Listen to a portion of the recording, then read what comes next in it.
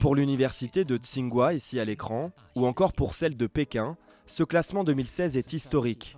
Ce sont les deux premières universités chinoises à entrer dans le top 100 du prestigieux classement de Shanghai.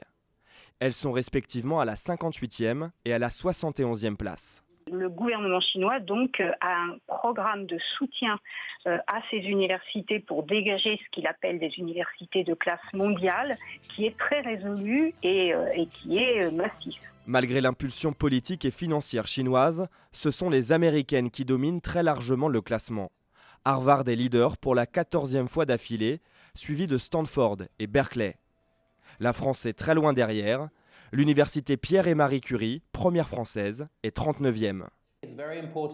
Il est très important de préciser que le classement de Shanghai est biaisé. Le classement ne se base que sur les recherches de l'université dans les sciences exactes. Un exemple, vous êtes récompensé si vous publiez dans 2 revues seulement, qui sont Sciences et Nature. Et je pense que pour d'autres systèmes éducatifs, comme le système français par exemple, il faut avoir une approche plus globale de l'excellence universitaire.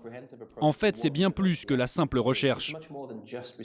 Même si le gouvernement français se défend d'accorder trop d'importance à ces classements, le secrétaire d'État à l'enseignement supérieur et à la recherche va demander à son ministère de se pencher sur la manière dont ces classements pourraient être mieux pris en compte par les universités françaises.